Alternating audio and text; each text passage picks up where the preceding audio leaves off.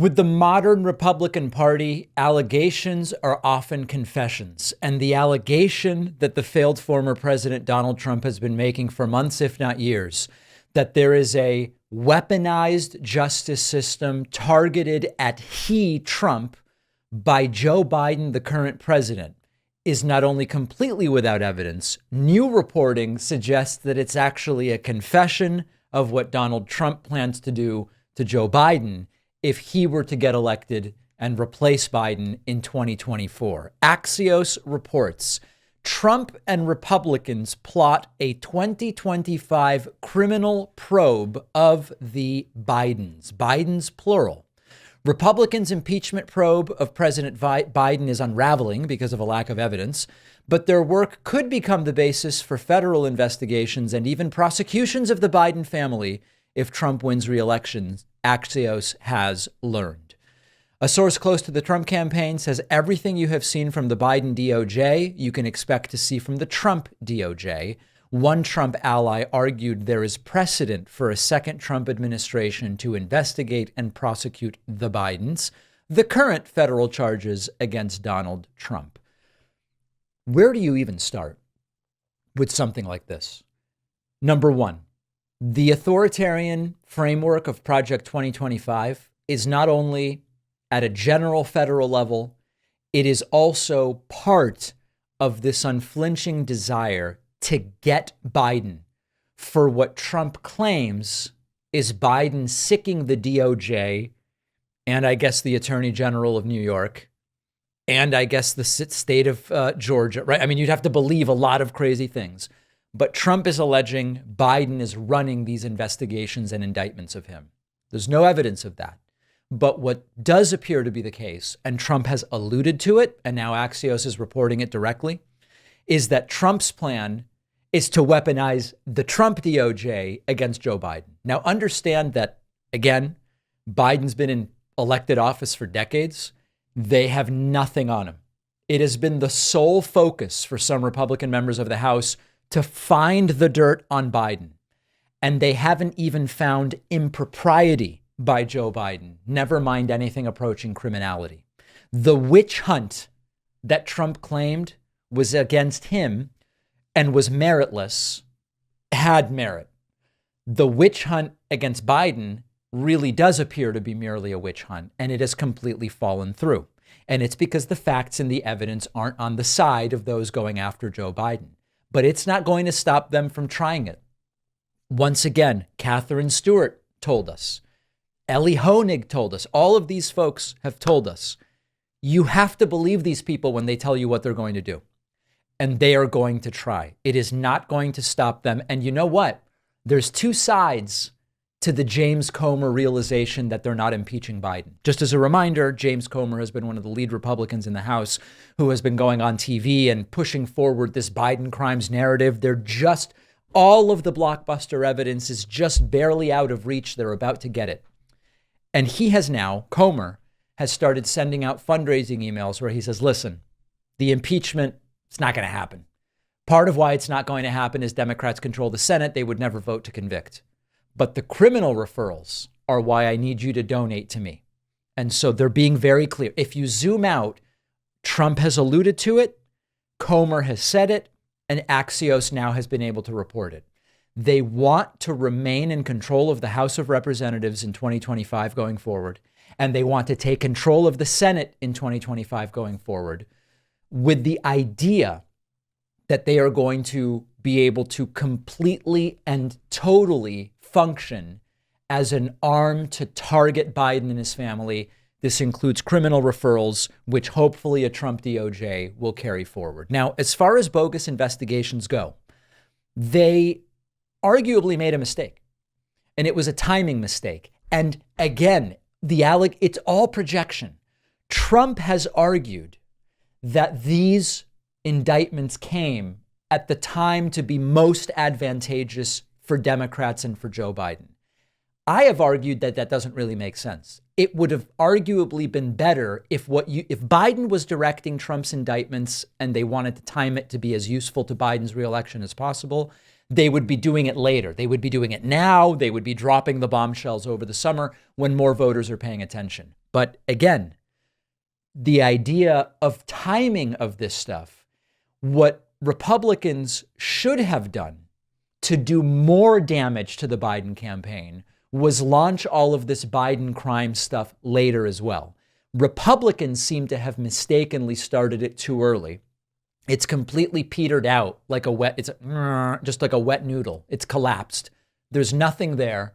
Voters are realizing it. So when it comes to timing, Republicans do seem to have made a mistake. So it's a great thing that Axios got the scoop and has published this. At the same time, if you've been paying attention, it's obvious they tried it with the Hillary Clinton email lies and acid washing and bleaching and Swiffering and all of it. The emails, they're going to try it again. What we can hope for is they lose the House and they lose the White House and they lose everything and they have no opportunity and they're in shambles going into 2028. That's what has to happen if we want to make sure that they don't get the opportunity. But they're telling us what they're going to do. We should believe it. Donald Trump suggests that Jewish Americans who vote for Democrats, including for Joe Biden, are mentally ill. They're sick in the head. They need to be examined. We didn't get to this yesterday, but I want to get to it today. Because the continued attacks, but also assertions that to be a real fill in the blank, real Jews don't vote Democrat. Actually, most Jews do vote for Democrats. Jews are one of the most left-wing voting blocs in the United States. Here's Trump outside of his plane in Atlanta on Wednesday. I don't know if he was getting on the plane or getting off the plane.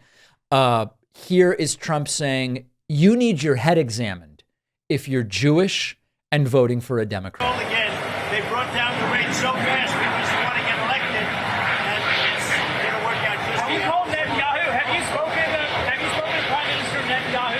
Obviously, the White House is issuing a stark warning. Do you think that the U.S. is not doing enough to show support for Israel, or are you going to go? Biden has totally lost control of the Israel situation. He has abandoned Israel. He's totally abandoned Israel. And frankly, you know, he's a low IQ individual. He has no idea where he is and who he's supporting. He doesn't know if he's supporting the Palestinians, but he knows one thing. He is not supporting Israel. He has abandoned Israel. And any Jewish person that votes for a Democrat or votes for Biden should have their head examined. Have your head examined if you are Jewish and voting for Democrats. So what Trump is saying is most Jewish Americans are mentally ill. Jews are one of, if not the, it goes back and forth with Black Americans, the most left-leaning, democratically supporting voting blocs in the United States. And Trump is saying most of them should have their heads examined for mental illness because of the way that they are voting. Now, it's also not lost on me, the irony that you have a contingent of the left that says that Joe Biden is a genocidal pro-Israeli maniac. And on the other side, half of the electorate believes that Joe Biden is some kind of anti-Israeli, anti-Semitic extremist who doesn't care about Jews here, there, or anywhere. Conflicting narratives, certainly, about Joe Biden, and Trump insisting you got to have your head examined if you're Jewish and voting for Joe Biden. Now, one other really funny thing.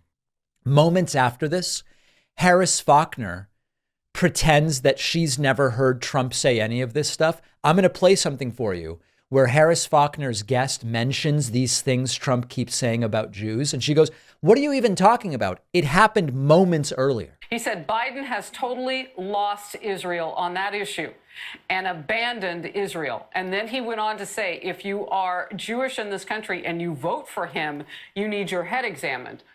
That was the full context of that. So, Marie, the way you made it sound was he just willy-nilly said it. What he's saying is that, look, this is a problem. There are anti-Israel protests right up until the line in front of Biden's home in Delaware. I mean, the Secret Service holding that perimeter around the president. They're showing up everywhere. The president's handling of the war against Hamas, Israel against Hamas, is costing him dearly. Because, Harris, that's exactly the point. Because he's standing by Israel. No. I said his handling. I didn't say his policy. There's a difference. It's not a support for Israel. He vacillates. He says he supports Israel and then gives them tons of ammunition. No. And so Arab Americans are saying, you're wrong, Mr. President. The reason there are protesters at every Biden event is because he has continually stood by Israel. He has repeatedly given them advanced weapons, more and more military aid to fight and to prosecute this war against Hamas. He has absolutely stood by Israel, and that's why you see these protesters. He didn't stand by them has with the repeatedly UN. questioned the loyalty. He has repeatedly questioned the loyalty of Jewish Americans. He has said anti-Semitic and offensive things about how Jewish Americans should vote. When? Over Name one and time over, that over and over. Donald Trump has been anti-Semitic. That he is just a lie. did it 5 minutes ago. He just did it 5 minutes ago. To each of literally. Anti-Semitic, anti-Israel, all of it. All of it is what we are covering here, and we have to get our facts right. I didn't hear what you're talking about, Maria, but what I did hear him do is call Biden out for not having clear policy or security. Harris Faulkner read the comments at the start of this segment. 90 seconds earlier, Harris Faulkner read the comments. Jews who vote for Democrats should have their heads examined. And then the guest mentions it, and Harris Faulkner goes, I don't even know what you're talking about. I haven't heard him say. You read the comments, Harris. Of course, it goes to the fact that Harris Faulkner would argue, saying that when Jews vote for Democrats, they're mentally ill. It's not anti-Semitic. It's not anti-Jewish. It's not problematic, but it is what it is. It's Trump again, grouping voters in this particular way and then attacking them and saying the only way, listen, excuse me, if black folks are voting for Biden, they don't know what's going on. If Jewish folks are voting for Biden, they don't know what's they don't know what's going on. And anything short of undying loyalty to Trump signals either some kind of personal failing, mental illness, or who the hell knows what. This is not the venue. And I think that the guests are learning this.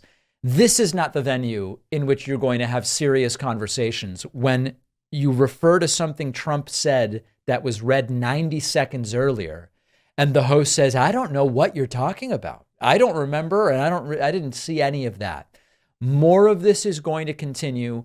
What the voting groups need to remember as a Jewish American who is planning to vote for Joe Biden rather than Donald Trump, there's nothing mentally ill about recognizing the lies that are being told about Biden and the reality of what Biden offers and looking at it soberly and saying, oh, Biden's obviously the better option. Nothing really mentally ill about that. Don't forget that the best way to support the David Pakman Show is by becoming a member, which gives you access to the daily bonus show, the regular show with no commercials. You also get access to our entire archive of every episode dating back a really long time and plenty of other awesome membership perks. Go to joinpakman.com, joinpakman.com. The David Pakman Show continues to depend on your support through the membership program to do what we do. People stunned at what I mentioned earlier this week, that only about 0.5% of the audience actually supports us through membership. And if we could get that to 1%, we would be financially independent and sustainable in perpetuity. So get those final memberships at today's rates before the new prices go live when the website launches this weekend. JoinPakman.com is the place to sign up, and you can use the coupon code SAVEDEMOCRACY24 for a discount. Let's hear from some of the folks in the audience on the day where we normally do it, on the Friday show. We take calls on the Friday show via Discord at davidpakman.com/Discord.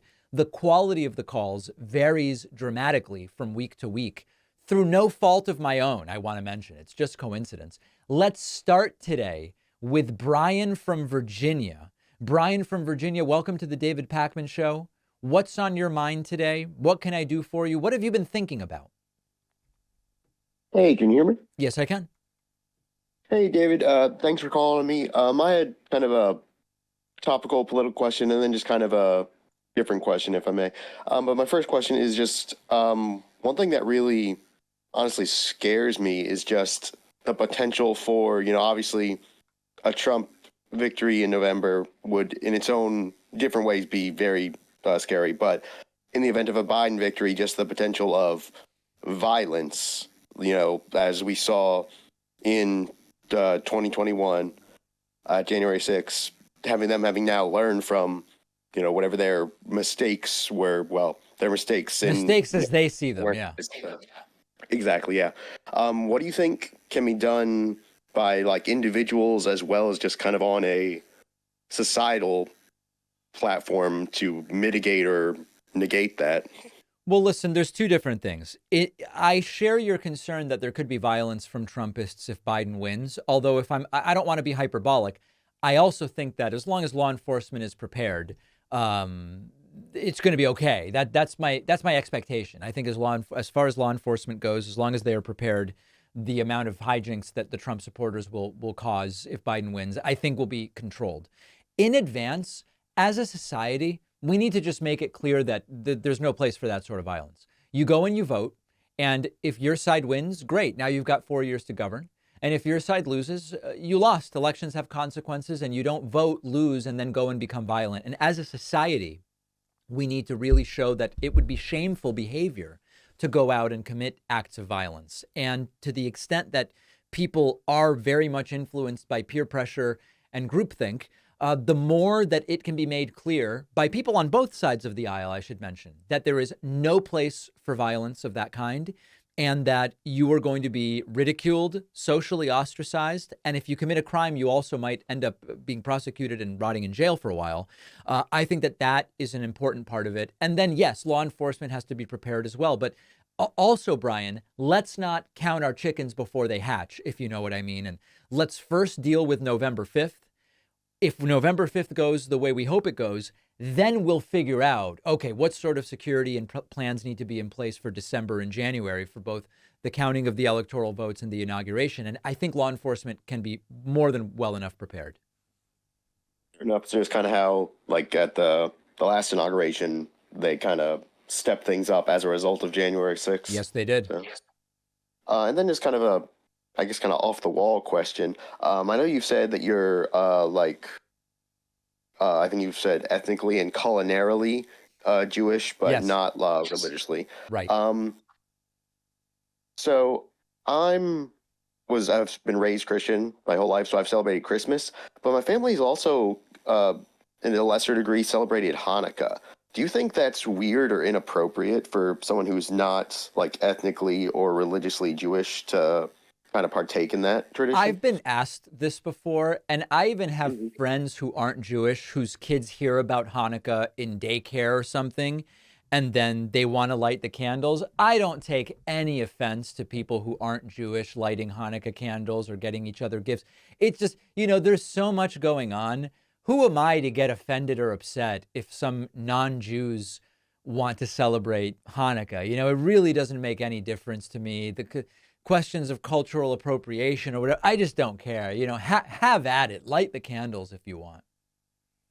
Fair enough. All right, that was why. Thank you so much for talking to me, David. Hope everything's going well for you. All right, Brian from Virginia, great to hear from you. Let's go next to, I hope I'm pronouncing this correctly, is it Cogito from Mississippi? How do you pronounce your name, sir or ma'am? It is Cogito. Cogito. Okay, well, welcome to the program. Thanks for having me on, David. Pleasure. So, as an individual from Mississippi, come from a ruby red conservative state, been here my whole life. Yes. I noticed there's a bit of an epistemological crisis among the Republican Party. It's an inability to accurately come to what the truth is. I've had a lot of conversations with friends and family in regards to January 6th, the fraudulent slate of electors. I've shown them the Eastman memo. I've showed them the fraudulent slate of electors on the National Archives website.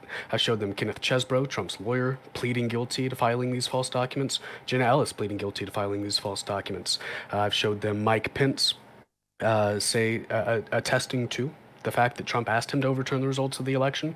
I've shown them Trump's tweet himself when he said, if Mike Pence comes through for us, we will win the presidency on January 6th. It's no doubt that he illegally attempted to overturn the results of the election. Yet for some reason, there seems to be a broad percentage of the population that can never accept this happened. And in the condition that it did happen, would support it regardless, because it's not democracy they value. Yes. What are we to do in this scenario? How do you converse with these people? I hate to say it's to a point where it's impossible to change minds, but it sort of appears that way. Yeah, there's two answers to this. There's what do you do on a personal level if you just want to converse with an individual to change their mind? And as I've laid out before, I know some in the audience will say, David, you've said this 1,000 times. You ask questions. How did they come to their beliefs? What beliefs, what facts would change their minds if they were to be presented? Socratic method of questioning, empathetic listening, all of those things. That's at the individual level. Separately, there's the question of what can we do at a population level to deprogram some of these folks such that it will make an electoral difference. I think it's a lost cause from a practical perspective because we only have 50 to 60% voter turnout. We are way better off, and people like Rachel Biddecofer and other forecasters and political analysts, they all essentially agree with me that as an electoral strategy, sitting around trying to convert people like the ones you're talking about is an inferior strategy to just trying to identify folks who already sort of agree with us but don't plan to vote and explaining to them why it's so critical and important that they do choose to vote. So there's the individual question, more about personal choice and personal interactions. There's the electoral strategy part of it. Unfortunately, I think on electoral strategy, as far as 2024 is concerned, we've just got to go around these people and win despite their presence rather than trying to convince them otherwise, because it's going to be very difficult. All right. And final question. As someone who wants to make a change or difference in the election, would you recommend, say, I know there's a lot of resources for canvassing and donating, say, for example, whether that be to the DNC, Biden directly, or phone banking, either through the DNC or Progressive Victory, or, say, the Turnout PAC. Is there a particular organization that you would recommend for people who want to get involved to help turn out that existing voter base? You know, there really isn't. I think it's, for me, it's always go directly to the campaign. Whatever campaign you want to help will help you phone bank or get involved with door knocking or whatever you want to do. But as far as PACs and political organizations, I wouldn't be able to name any specific ones. All right. Thanks so much for your time. All right. Thank you so much. Very much appreciate the call. Why don't we go next to, how about Audrey from Central Florida? Audrey from Central Hello. Florida, welcome to the program. How's it going? It's going well. All right. I'm trying to think of a question I wanted to ask. I Audrey guess from I Central would. Florida, thank you very much. Remember, you as we said before, you got to know what you want to ask or don't raise your hand. We can go back to you a little bit later if you come up with a question. Let's go next to Zach from Korea. Zach from Korea, welcome to the program. What can I do for you? Yeah, hi David, can you hear me? Yes, I can. Excuse me. Yeah, in fact, I'm actually also calling from Central Florida as well, but have spent about 10 years in Korea recently. Interesting. And I thought I might bring it up because I thought it was quite interesting that it's not been an issue at all as of late. The topic of Korea, if you remember, actually when Trump came into office, one of the things he talked about, was how Obama told him it was going to be the big issue for him, right? Yeah. Wondering, I mean, I can share some of my insight, but wondering if you had any insight as to why it's not really been an issue this time. Well, this is so interesting, Zach, because there were a bunch of storylines that were really ominous and threatening storylines that we got from Trump in the lead up to the 2020 election. You might recall one of them was, if Biden wins, we'll have a 1929 style stock market depression. Instead, we've had all-time high after all-time high after all-time high. Another narrative was that only thanks to Trump did the situation with Kim Jong-un and North Korea simmer down. And it's because Trump was able to go there and have these conversations with Kim Jong-un, and they wrote each other love letters and all this stuff. Only because of that have we not had flare-ups with North Korea. And under Biden, it'll be a disaster. And in fact, it's been quite the opposite. It's been one of the calmest periods when it comes to North Korean belligerence that we've had in a long time under President Joe Biden. So I don't necessarily have an explanation for it. A lot of what the cycle, I'm curious to hear from you, but it seems to have a sort of cyclical nature with North Korean leadership, where depending on how bad famine gets, or depending on what's going on globally, there's flare-ups, and then we give them food aid, and then they kind of back off of their belligerence a little bit. But at least, without being able to say the stock market's doing well because of Biden or North Korea's been quiet because of Biden, the fear mongering from Trump that it would all implode certainly hasn't happened. Now, why do you think it's been quiet with North Korea? It's quite interesting.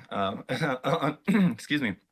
On a side note, it's kind of interesting here in the US, anytime when I tell someone that I lived in Korea for a long time, how many people will ask, oh, North or South? As Right. in it's even possible. So, I mean, it's understandable to a degree that it's a tiny country on the other side of the world that, a lot of people aren't going to be too familiar with what's going on there. So it makes sense. But honestly, I think there's just a really unfortunate, huge misunderstanding in the media here about what's going on there. Essentially, kind of, people ask me all the time too, like, weren't you afraid living over there? Wasn't it scary being that close to North Korea? But generally, the consensus of people in South Korea is that they just don't really pay much attention to North Korea. Honestly, the Kim Jong-un and the government there is basically they just want to be in power and they just want to be left alone. And so long as they're left alone, they're in power and they're happy and there's not really any problem for them. So yeah, when they need something, maybe they might stir up, international attention in some way. But honestly, so long as they're left alone, those that are in power are happy and they don't want to. I mean, why would they cause an issue that might cause them to lose their power, right? That's interesting. And, friends of mine who either have lived in South Korea or have family in South Korea say very much the same thing, which is really nobody on a day-to-day basis is talking about North Korea nor the Kim family. They're just going about their lives. That matches up very much with what you're saying. Yeah, I mean, people are, sad that the country's not united. Most people in the South they still consider North Korean people as all the same people, right? They want to be united. A lot of people still have an extended family there. So people hope that the situation improves, but I think it's just a situation where there's really just not really much that can be done unless some sort of collapse happens from the inside there. And I think it was basically seen from everyone there at the time that Trump's visit was pretty much not anything but a photo op for Trump. It was just a Most photo people op. there, Absolutely. yeah, most people there kind of understood it. So, All right. Well, just thought Zach, I thank might you so share. much. Really Yeah. appreciate the call. All right, thank you. All right, Zach from Korea. Let's go back to Audrey from Central Florida, who I am told now has thought of a question. Remember, folks, only request to speak if you have a question. Audrey, do us proud. Let's go.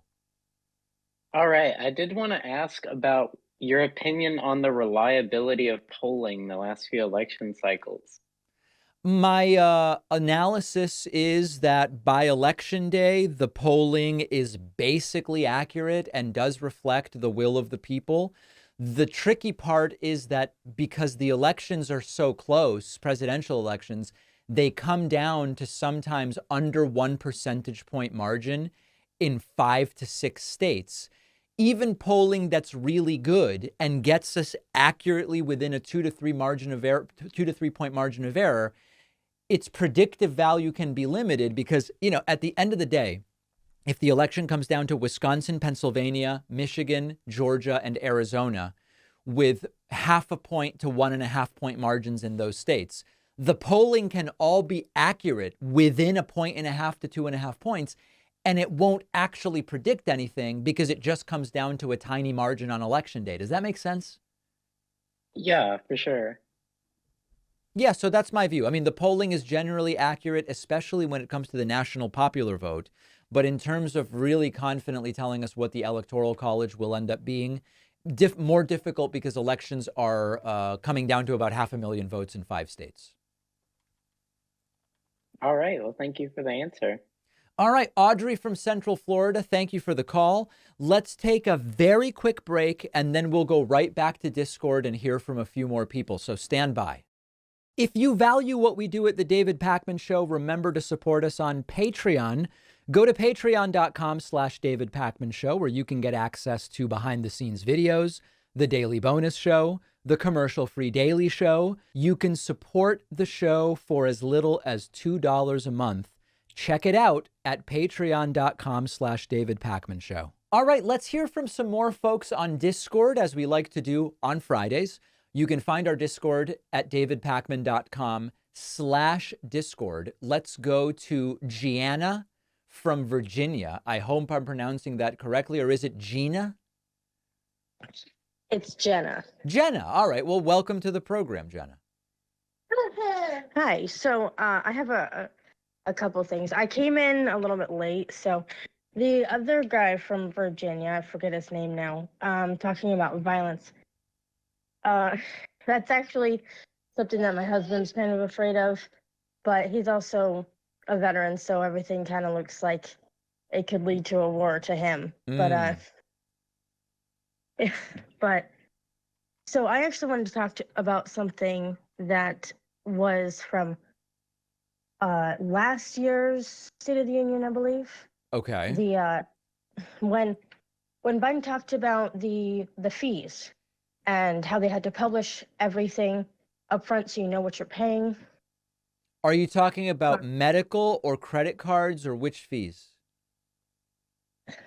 Basically, like everything, like when you go to book a plane ticket or something, or like a hotel. Yep. And then you see the price, but then when you actually pay, it's like $100 more. Oh, price transparency. So like, in other words, hotels have a practice of showing you a low room rate, but then there's a mandatory resort fee when you check out. And it's like, it's just more money. You should really tell me that up front in the room rate. Yeah, exactly. So, Gotcha.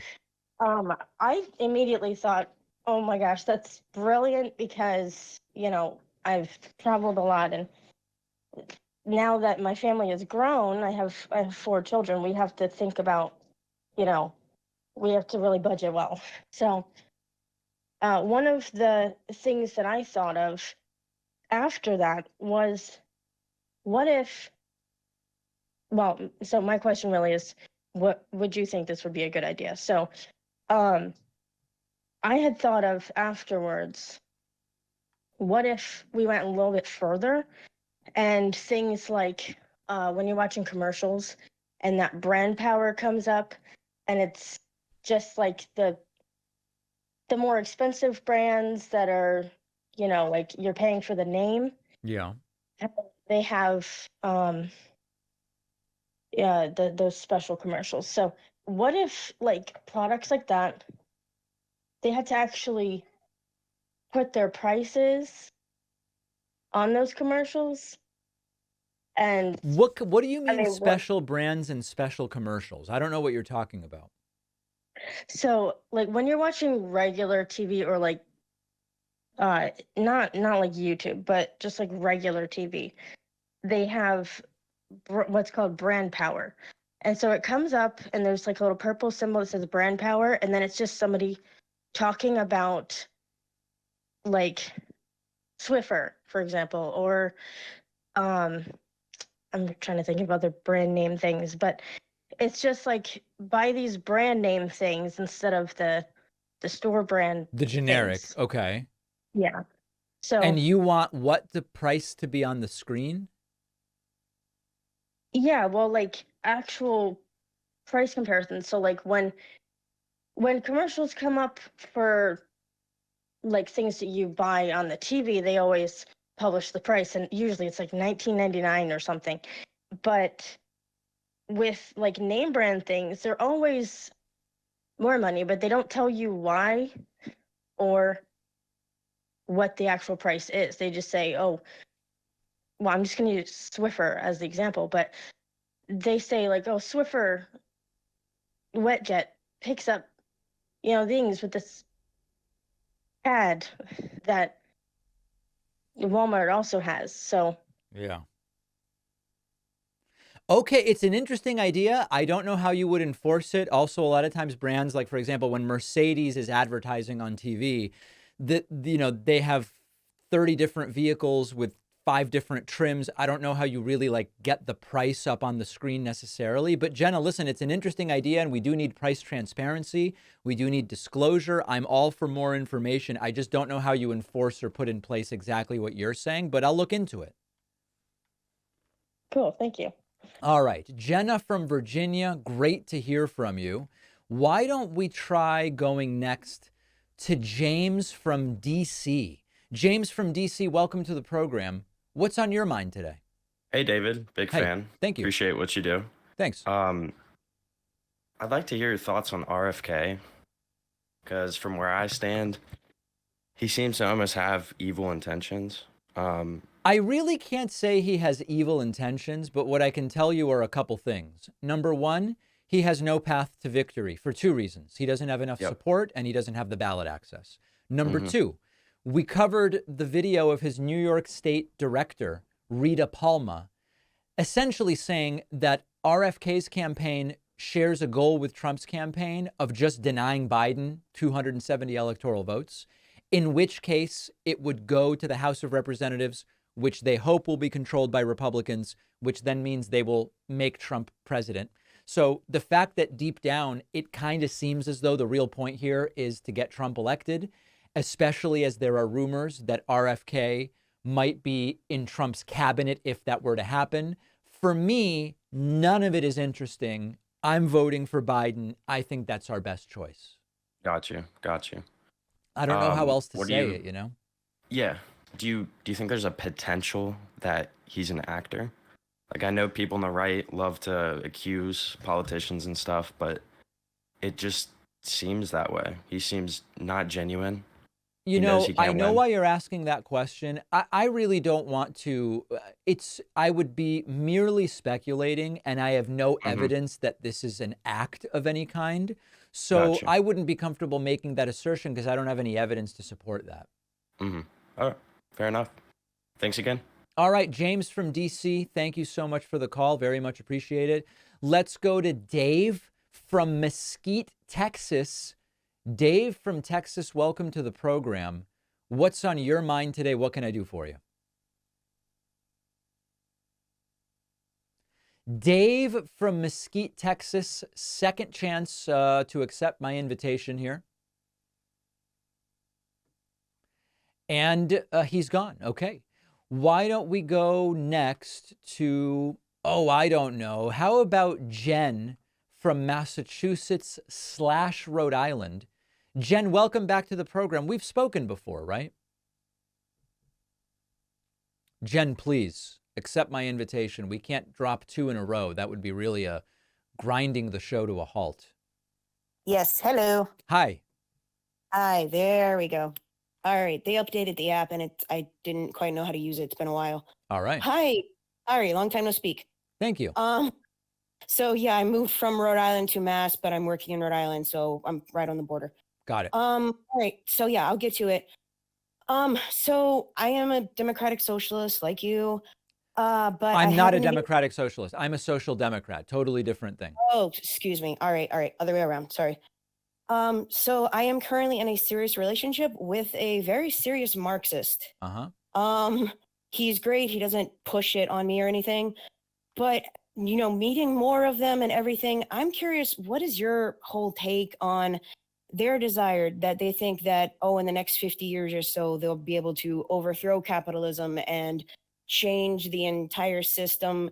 I'm not going to dash his dreams or anything, but part of me thinks that it's kind of a utopia that's not going to be able to happen. And, you know, I met them. They're very nice people. I went to an entire convention. They're well educated. They're very passionate. Yep. But I don't quite know what to make of their world. And I was just wondering, what is your whole opinion on, you know, the big serious Marxist communist movement that's happening? Well, as a non-Marxist and non-communist, obviously I'm not in favor of it. Now, the predictive question of will there be the downfall of capitalism and the rebuilding of a Marxist or Leninist communist state in the model of maybe the Soviet Union or whatever example. Does the guy you're dating, does he say it would be great for it to be like X, Y, or Z country, or what is his ideal?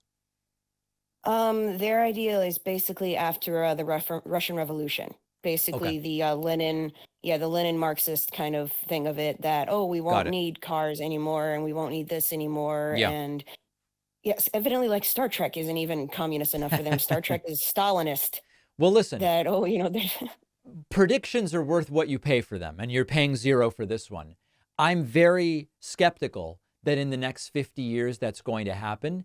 In the next 150, could it happen? Sure. It wouldn't be something I would push for because I think that markets directing resources in a large number of industries is fine.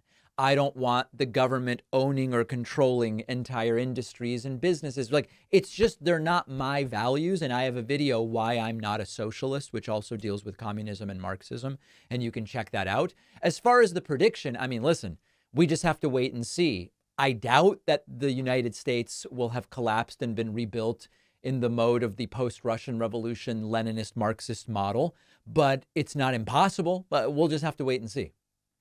Yeah, I just see it as like, how are you going to overthrow, this current system when it is so ingrained and, with the government having so much power and everything. So Well, I see it as, sometimes small they can- say yeah. it's not that we're going to overthrow it, it's that it's going to collapse in on itself. So it depends on what Yeah. their view is. Sometimes they believe it's so unsustainable, it'll just collapse and then they'll be able to rebuild their communist paradise. But I mean, I'd be shocked if either happened in 50 years. But, when Trump says we will never be a communist country, never is a very long time. What about 150 years? What about 500? What about 1,000? I don't know. Maybe we will.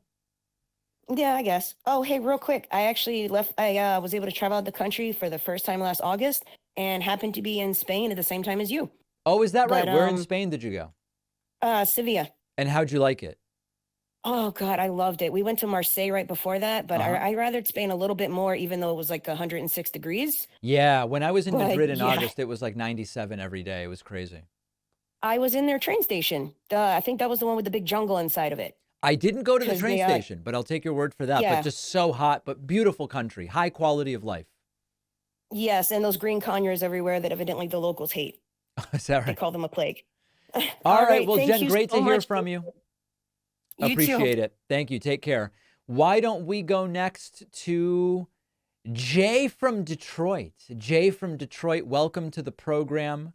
What's on your mind today? Jay, welcome. Please, your turn to speak. Hey, David, how are you? Doing well. So listen, I wanted to ask you about something I've had on my mind for a while now. Okay. I've been concerned for a while that Russia and Saudi Arabia, who may have a political interest in seeing Trump victorious over Biden, may reduce oil production or exports to otherwise inflate oil prices in the U.S. With the strategic intention of increasing the price of gasoline right before the presidential election. As of early March, both countries have already extended production cuts through the end of the second quarter. And the price of gasoline in my area has risen about 60 cents over the last few months, maybe since the beginning of the year. How much of a problem is this in your opinion? I think that I haven't looked at what you're telling me, but I accept that you're right on the facts. My instinct is that it is going to have let's say they're trying to do exactly what you're saying for exactly the reasons that you're saying. I think the effect on gas prices will be relatively limited, and the impact of gas prices alone, if inflation is otherwise stable, is going to be limited.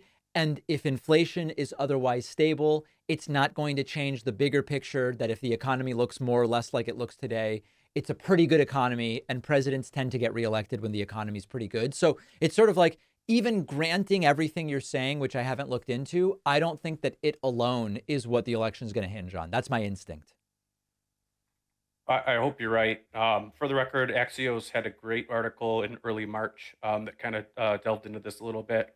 I guess the second part of my question would be also, is there room on the show for a deep dive into foreign economic influences like this one? There is absolutely room. I mean, it's almost too big of a topic to make into one segment, but let me look into it and then we'll see what we can do. Great. Thanks for your time. It was good speaking with you. All right. Jay from Detroit, great to hear from you. And by the way, Jay, also a website member, which I very, very much appreciate. Let's go to Chris from Kansas City. Chris from Kansas City, what's on your mind today? What's going on?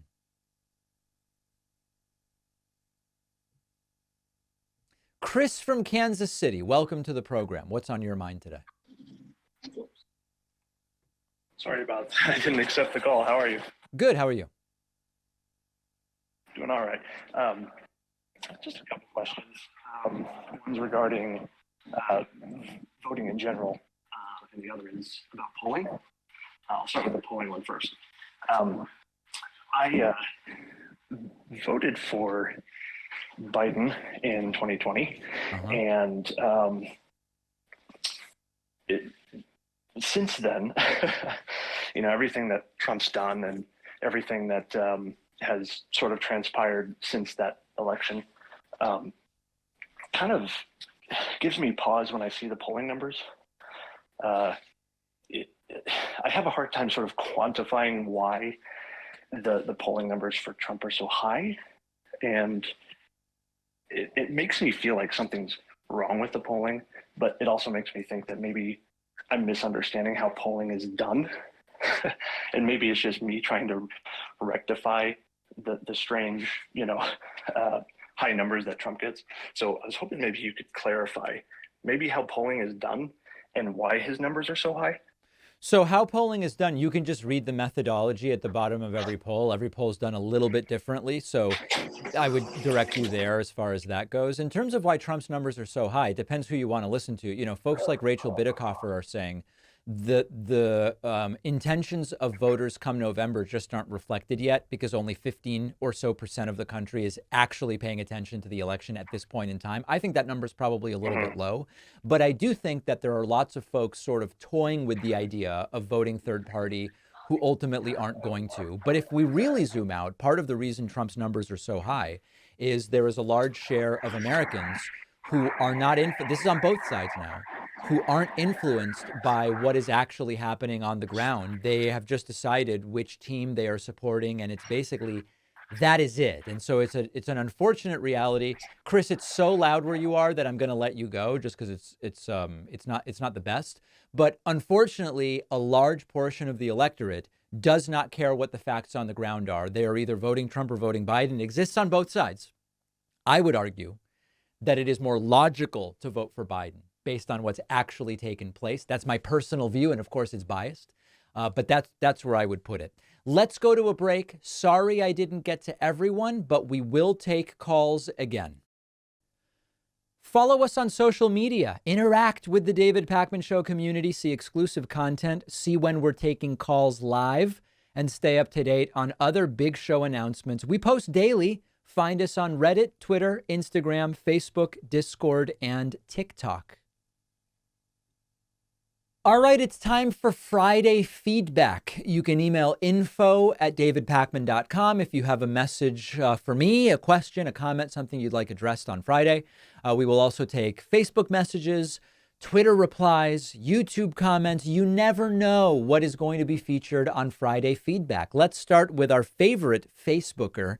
It is Max Shaz, who continues to brutally assault me and says, David, you disrespected President Trump and mocked him. We, the people, are tired of this. You owe him and the American people an apology. We have determined that these messages from Max are not satirical. We've researched Max a little bit, and he is serious when he says this stuff. What I would say to Trump, so Max wants me to apologize to Trump. I would say to Trump, he is the one who owes the American people an apology after making a mockery of the presidency and the Oval Office and our democratic institutions. It is he and those who voted for him, maybe including Max, who really need to be out there and apologizing. Give me a break, Max. Very, very disconnected from reality, that's for sure. A lot of comments about my new children's book, Think Like a Voter, which I have right here. Logan says, are 8-year-olds voting now? Nice detail on the girl's red hat front with a big yellow star surrounded by 4 smaller stars. So first of all, there's no yellow stars. They're white. I don't know what is special about that detail. What I will tell you is that, of course, the book isn't for kids because 8-year-olds vote. The book is for kids because too many 8-year-olds, by the time they're 18, don't even have any idea why it's so important to vote and to engage the political process. So yes, I am targeting kids who aren't being taught by their parents or educators about how we choose our leaders, why it's so important, how to have a say and a stake in the democratic process. It's not because 8-year-olds are voting. It's because someday 8-year-olds will vote, but not if we wait until they're 20 before we tell them about voting. So that's the reason why. Now, a lot of other messages about the book. Maddie wrote in and said, think like a voter, from the guy who wanted to remove a political candidate off a ballot for a crime he was not found guilty of, with charges brought by people who don't have the authority to enforce the amendment. So I think what Maddie is referring to are the cases seeking to remove Trump from ballots for having engaged in insurrection. Now, you could say, I wanted to remove Trump, but more accurate would be to say what I actually said, which is Trump certainly meets the definition of having incited an insurrection, but I would rather just beat him by voting. If you objectively say to me, did he do the thing that he's accused of? He did. It's not about crime. You're not required to be found guilty of a crime to be removed from the ballot for violating the 14th Amendment. So Maddie doesn't understand the law. Maddie doesn't understand what I said. And Maddie doesn't understand my opinion. But I will be clear. My preference would be to just beat Trump. I said all along, we're not going to beat Trump by getting him off the ballot. We're going to beat Trump by defeating him at the ballot box. And that continues to be my view. Family Love wrote in about the books and said, thank you, David, for your wonderful books introducing children to the processes of critical thinking. I'm a grandmother with my own collection of some wonderful children's books. I'm proud to say your first 2 books are already part of my collection, and I can't wait to buy this new one. Please keep up your wonderful work, David. Well, thank you so much. And of course, you can get the books at davidpakman.com/book. Brian wrote in on TikTok and says, can you explain why student debt forgiveness is a good thing for the nation? Free education is one thing, but this is another. Yeah, it's a totally fair question. The economic multiplier of student loan debt forgiveness is quite high. I've talked about this before. I don't want to bore people because this has been coming up so much, but just as a reminder, tax cuts for the rich, the money overwhelmingly just goes into a bank account. Low economic multiplier, doesn't do that much for the economy. On the other hand, food stamps have a high economic multiplier. Food stamps go to people who really need them. Those folks are going to spend that money.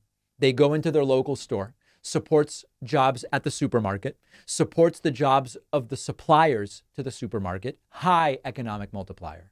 Forgiving student loan debt, in particular for folks who are struggling to make their student loan payments, has a very high economic multiplier because you're shifting that dollar amount from going to banks as interest to being kept by people who need the money and are almost certainly going to spend it in their local communities. They'll spend it at local businesses.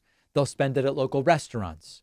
And so it's good for the country to take a bunch of money that was going to pay interest at banks and instead say, keep it, inject it into your local economy. It's good for the economy. Now, there's another aspect to this, which is that there's this cycle, and we've talked about it before many times, where the cost of college continues to increase in part, because colleges can get away with it because student loan money is so easy to access. And we need to do something to push down the cost of college. Now, paying off student loan debt is not necessarily going to achieve that. But if we can do that, in addition to maybe saying it's not going to be quite so easy to get unlimited student loan money for any degree, although it's controversial, there's 2 sides to this, maybe it can be the start of a more serious conversation about how to push down the cost of higher education. Not a guarantee, but there are a lot of ways in which student loan debt relief is good for the country. Arletha Pappas says, we're all just exhausted from Donald's chaos. Even those who pretend not to want Biden have to appreciate his calming presence. You know, they don't. Arletha, there are lots of folks who don't see Biden as calming. They see him as incompetent or demented or not really in charge, or, You know, you can really see whatever you want when you're committed to seeing whatever you want.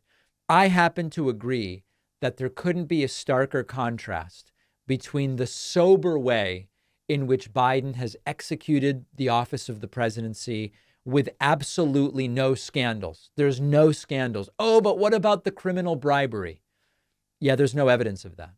Oh, but what about the impeachable offenses? They've still found none. There is a major difference, black and white, between Biden and Trump. But there are people who see Trump as a pseudo deity, and they would vote for him 3-4. They would make him president for life if it were up to them. So it's up to us to make sure that the folks that don't want to see it aren't in the majority. And the way we do that is by voting in November. Fun Comparison asks on the subreddit, who's Trump's favorite dictator and which one does he want to be like the most? I think it's a tie between Hitler and Kim Jong-un. What do you guys think? No, you know, Trump is enamored with dictators and authoritarian strongmen. I think Trump would love to be a blend of Xi and Putin. He seems most impressed by Xi and Putin for different reasons. With Putin, he seems impressed at the way everyone really acts impressed with Putin because they're scared. And Trump really seems to be fascinated by that, riveted by it, you could even say. So I think Putin's high on Trump's list. And then with Xi, he loves how Xi executes this brutal law enforcement paradigm where he talks about quick trials and the death penalty for drug dealers, which Trump seemingly would love to do. So I know about the Hitler speeches on Trump's nightstand, according to one of Trump's ex-wives. I know about the love letters with Kim Jong-un, but I don't think he's as impressed with Kim Jong-un. He's impressed with Kim Jong-un as look at what this young guy has done, but he genuinely seems just smitten with Putin and Chinese President Xi. If you disagree with me, let me know. And lastly, here's a viewer who is reacting to my horror about Trump by saying, and Biden doesn't horrify you? Please, God forbid he gets us in another conflict and bows down to those bullies pushing us around. We need strong leadership. The world's watching and Biden's like the girl next door, sweet but no backbone. Again, I don't know what conflicts Biden, quote, got us into, and I don't know which leaders Biden is, quote, bowing down to. In fact, even with the allegation that he's bowing down to Netanyahu, the last week of news certainly doesn't suggest that that's the case. Getting on the phone and saying you've got to do a ceasefire, you've got to let Gaza aid through, pushing for more Gaza aid. And now the IDF says the invasion has been suspended. I don't see Biden being pushed around by anybody. And if he were, I would certainly tell you. So another confused Trump supporter. But remember, you can be confused and vote. You can have a completely backwards sort of moral framework and vote. And so the only way we make sure that these folks don't end up putting their guy in power is we have to make sure that we vote. We have a fantastic bonus show for you today. You can sign up at joinpacman.com and get instant access. And remember that all of the children's books, including the newest one, Think Like a Voter, makes a great election year gift for the child in your life or in someone else's life. The books are all available at davidpacman.com/book. We will see you on the bonus show and be back here on Monday. Have a good weekend, everybody.